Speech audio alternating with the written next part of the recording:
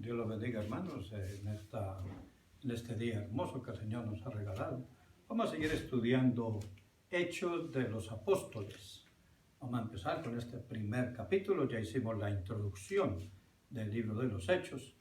Ahora vamos a continuar con el primer capítulo de Hechos de los Apóstoles. Hagamos una corta oración para que el Señor sea bendiciendo. Bendito Dios, Padre Celestial, toda la gloria y la honra, el poder y la alabanza es para ti, Señor. Yo te pido que tú nos bendigas a través de este estudio, que bendigas a mis hermanos, Señor, que hables a nuestras vidas y que podamos escudriñar tu palabra en el nombre de tu Hijo Jesucristo. Amén, aleluya. Qué bueno, hermanos, que están conmigo en este día estudiando esta palabra maravillosa. Este libro de los Hechos, que como dijimos anteriormente, no es un libro histórico. Es un libro para llevarlo al corazón, para que ese libro toque nuestras vidas y nuestros corazones. Entonces vamos a iniciar. Primeramente les quiero decir, como ustedes pueden ver, que este libro, yo ya tengo aquí ya esto escrito, listo para ustedes, para no llevarnos mucho tiempo, ¿cierto? Pero vimos que este capítulo, en el capítulo, se refleja a quién fue escrito el libro. El libro primero fue escrito a Teófilo. A Teófilo. ¿Y saben cuál es el significado de Teófilo? El significado de Teófilo en griego quiere decir uno que ama a Dios. Quiere decir uno que ama a Dios. Ese es el significado de Teófilo en griego. Este libro fue escrito a Teófilo. Como el Evangelio de Lucas también fue dedicado a Teófilo. Gloria a Jesucristo. ¿De quién habla este libro? Este primer libro, ¿de quién habla? Pues en sí este libro habla de Jesucristo. Vamos a ver, este que está aquí es en el versículo 1, ¿no? Versículo 1. Este habla de Jesucristo. Habla de Jesucristo y su promesa. Y su promesa. Eso ustedes los pueden ver en el versículo 2 y 3. Versículo 2 y 3. Ahí pueden encontrar esta parte de quién habla el libro, el capítulo 1. Gloria a Cristo.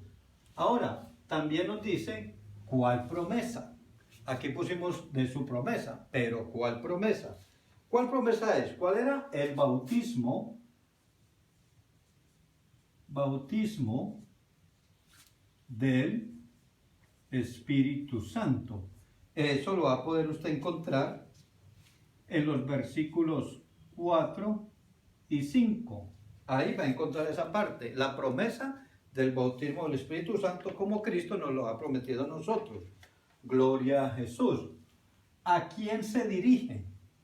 ¿A quién se dirige esta promesa? ¿A quién? A los cristianos.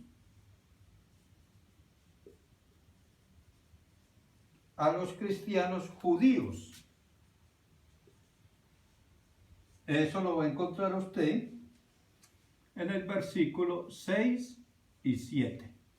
Cristianos judíos. Recordemos que en ese tiempo, eran judíos a los que les predicaba. Entonces se habían convertido judíos, algunos de los apóstoles eran judíos, griegos, etc.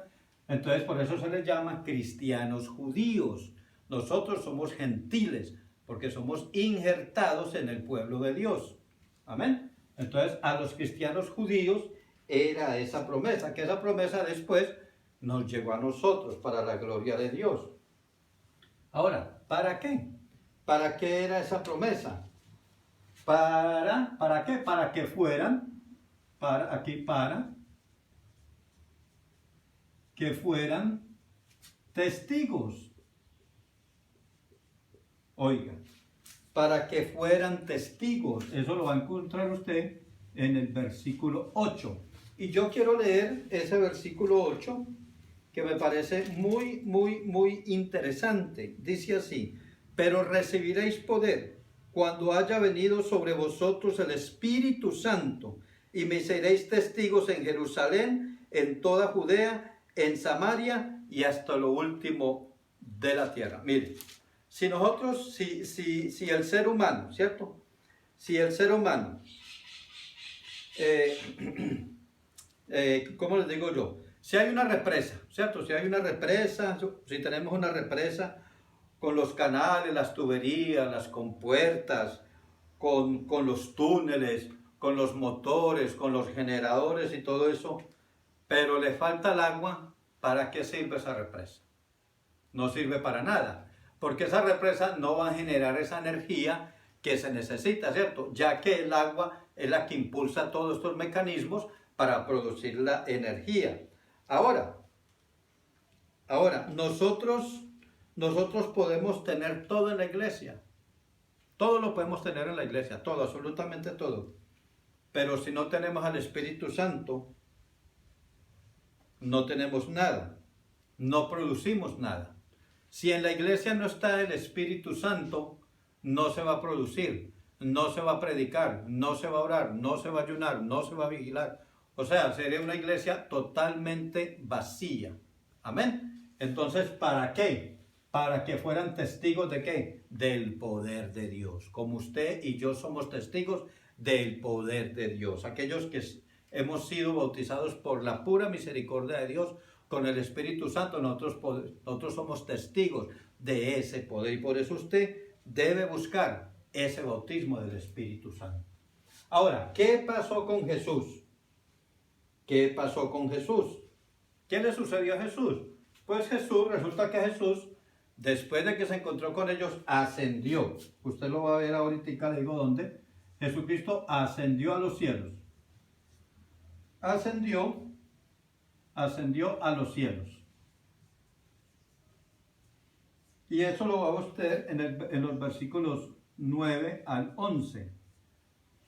Ahora, cuando Jesucristo asciende, todos los apóstoles se quedan mirando al cielo. Y esto fue un proceso despacio. Esto no fue en un abrir y cerrar de ojos que Jesucristo ascendió. Si usted lo lee la palabra del 9 al 11 y usted medita en ella, usted se va a dar cuenta que Jesucristo fue levantado despacio, no rápido, fue levantado despacio y los discípulos estaban postrados mirando hacia el cielo, dice la palabra, hasta que una nube lo escondió. Es pues tipificado como el levantamiento de la iglesia. De la misma forma como Jesucristo fue levantado de la tierra a los cielos y escondido en esa nube, de esa misma forma la iglesia de Jesucristo, cuando venga Jesús, va a ser levantada. Y no va a ser en un abrir y cerrar de ojos, gloria a Dios. La gente se va a dar cuenta que nosotros estamos siendo levantados, gloria a Cristo. Aunque hay muchas versiones que también no voy a negar con eso, porque dicen que en un abrir y cerrar de ojos, en la cual dice que vamos a desaparecer así, de la noche a la mañana.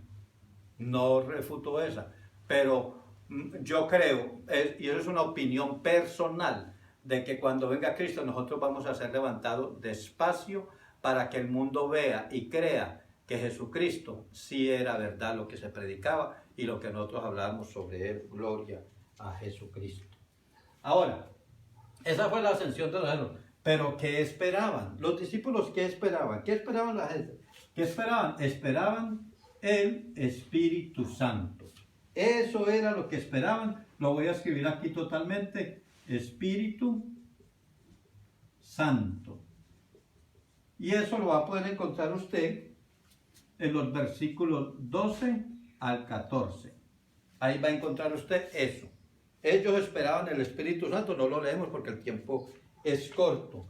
Pero eso, todo creyente debe esperar eso. Debe esperar el bautismo del Espíritu Santo. Todo creyente debe esperarlo y debe buscarlo con ansias y con ganas para que sea bautizado con poder de lo alto. Gloria a Dios, aleluya. Ahora, ¿qué le pasó a Judas? Aquí está, en estos versículos está la ranación de Judas. En el versículo 15 y 20 vamos a ver la muerte, aquí la muerte de Judas. Y voy a poner aquí entre paréntesis los versículos 15 al 20. Judas se descarrió. Judas fue el que vendió a Jesucristo. Entonces, de los versículos 15 a 20, se lee cómo Judas se ahorcó y cómo a Judas se le reventó esa cuerda donde estaba ahorcado. Dice que cayó de cabeza y sus entrañas se le abrieron y se explotó completamente. O sea, todas sus entrañas se regaron por todos lados. Así lo encontraron. Cuando los que pasaban quizás por el camino, no sé en qué parte murió Judas, no sé en qué palo se colgó Judas, pero lo que sí, lo que dice la palabra es que Judas se reventó totalmente y todas sus entrañas fueron esparcidas por todos lados. Esa fue la muerte, se descarrió. Así que hay que poner mucho cuidado, hermano, mucho cuidado, estar muy cerca de Jesucristo, muy cerca de Dios. No queremos salir de los caminos de Dios.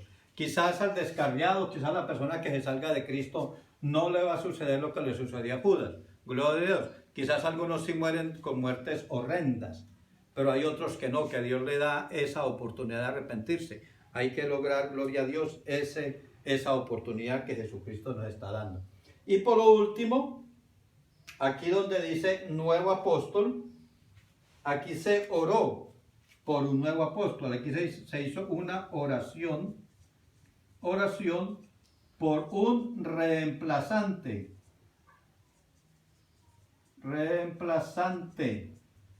¿Okay? Y eso lo vamos a ver en los últimos versículos. Voy a ponerlo aquí abajito, versículo 21 al 26. Ahí vamos a ver ese reemplazante. Esa fue la última vez que habla la Biblia que se echaron suertes. Si ustedes se acuerdan, en el Antiguo Testamento, cuando el sacerdote iba a consultar a Dios para que Él le diera una respuesta, el sacerdote tenía aquí un pectoral, ¿cierto? Aquí el pectoral, que eran las 12 tribus de Israel con diferentes piedras, y dentro de ese pectoral él guardaba dos piedritas o dos piedras, el Urim y el Tumim. ¿Qué hacía él con esas piedras? Él le oraba a Dios, se le pedía a Dios y después las tiraba y esperaba. No se sabe verdaderamente, nadie ha podido decir cómo eran las piedras, si eran cuadradas, redondas, si eran piedras normales del mar, del río, etcétera, no se saben. Entonces, lo que hacía es que las tiraba y dependiendo cómo cayeran ellas, quizás Dios le revelaba la decisión que él tenía que tomar. Y es de esta forma hicieron los apóstoles, echaron suertes, no tirando las piedras, ¿cierto? Pero sí oraron a Dios y empezaron a mirar a los apóstoles y Dios les indicó en su corazón cuál de ellos tenía que ser el que iba a reemplazar a Judas.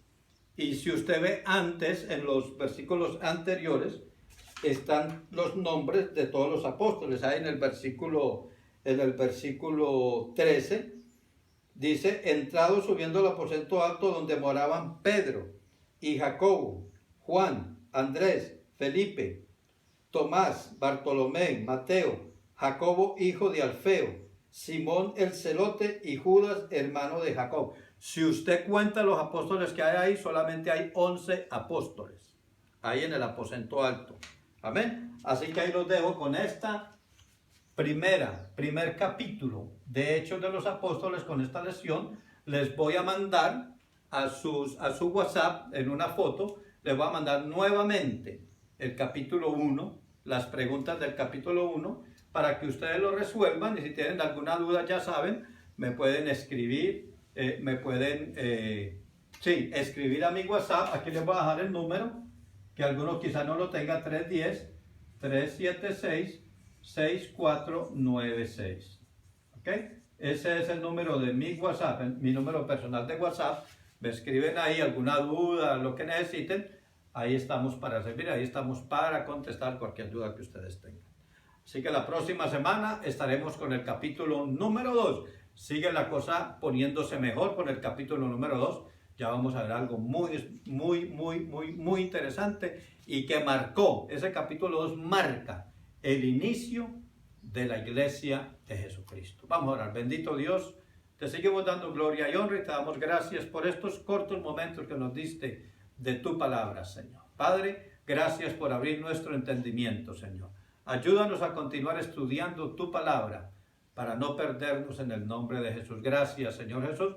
Gracias, queridos amigos y hermanos. Que Dios los bendiga a todos.